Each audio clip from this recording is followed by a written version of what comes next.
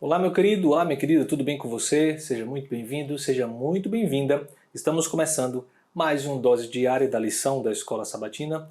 Esse é o seu momento especial de estudo da Bíblia Sagrada, onde separamos todos os dias esse momento para entendermos os planos e os sonhos de Deus para a nossa vida. E você é muito bem-vindo, a você que está conectado conosco no Facebook, no YouTube ou mesmo aí nos escutando no Spotify. Um grande abraço para você e que Deus te abençoe. Estamos nessa semana falando sobre Hebreus, na lição de número 2, a mensagem central de Hebreus. Falando sobre este Jesus que é apresentado pelo autor de Hebreus, por Paulo.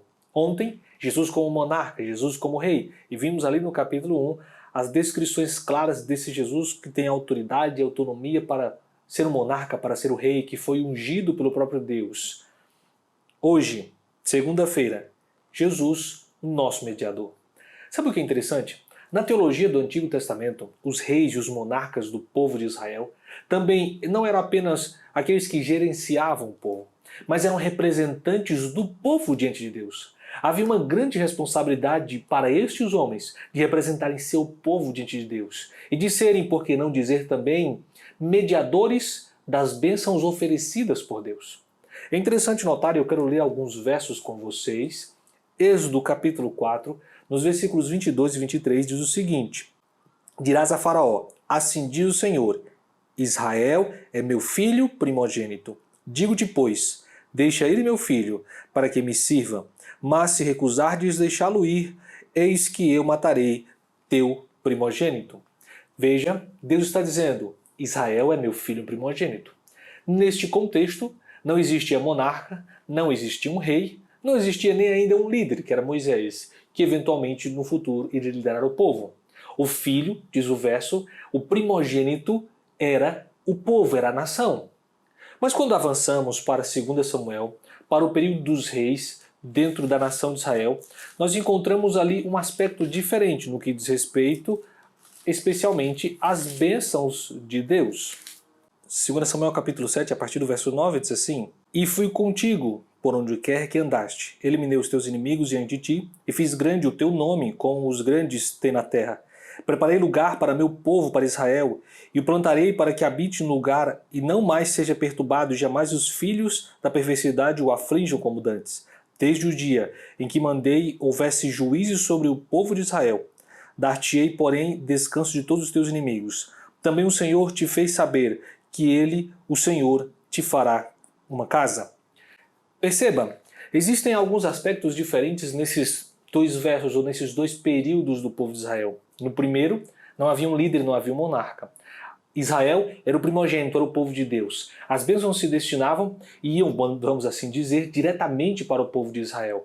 Contudo, quando falamos do período dos reis e dos monarcas dentro do povo de Israel, estes homens eram representantes do povo para receber também as bênçãos de Deus. Portanto, na aliança feita com Moisés, na aliança mosaica, exigia apenas a fidelidade do povo de Israel para que eles pudessem receber as bênçãos e a proteção divina. Contudo, no período da aliança davídica, dos reis e dos monarcas, para que a bênção pudesse ser recebida, para que a proteção pudesse ser recebida e garantida pelo povo, quem deveria obedecer? Eram eles, eram os reis, eram os líderes, eram os monarcas que deveriam obedecer para que a bênção viesse sobre ele. É o que diz o texto. A partir do verso 9, como vimos, fui contigo por onde quer que você andou, eu te protegi, eu cuidei de você. E você percebe na sequência das palavras, dos versos, que ele também está protegendo o povo, consegue um lugar de descanso para o povo, um lugar de repouso, de descanso das batalhas contra os inimigos. Mas isso só aconteceria mediante a fidelidade e a obediência dos líderes e dos monarcas. Infelizmente, os grandes ou os líderes de Israel, com poucas exceções, e já estudamos isso um pouco aqui também no Dose Diária, com poucas exceções, a maior parte deles foram infiéis. E infelizmente, conduziram o povo também à infidelidade, à idolatria e, infelizmente, as bênçãos, as promessas, a proteção de Deus não pôde ser aplicada, porque estes reis não foram fiéis. Sabe o que é interessante? Jesus, como rei que vimos ontem, como monarca do seu povo, é também mediador desta aliança. E mais para frente, Paulo vai dizer que ele é o mediador de uma aliança superior, de uma aliança muito melhor e muito maior. Ele também é mediador. E sabe o que isso quer dizer? Que se então dependemos de um mediador ou de um monarca para que nós como povo recebamos as bênçãos que Deus tem prometido, as promessas que Deus tem apresentado para o seu povo, se então dependemos de um mediador para receber as bênçãos e as promessas, ao contrário daqueles líderes, daqueles reis da nação de Israel, temos um mediador que é perfeito, que não falha, que não tem falhas de caráter, que não tem mancha, que não tem pecado. Um mediador que é fiel em tudo o que faz. Um mediador que se preocupa em simplesmente obedecer e, como ele mesmo falou, em fazer a vontade do Pai que o enviou.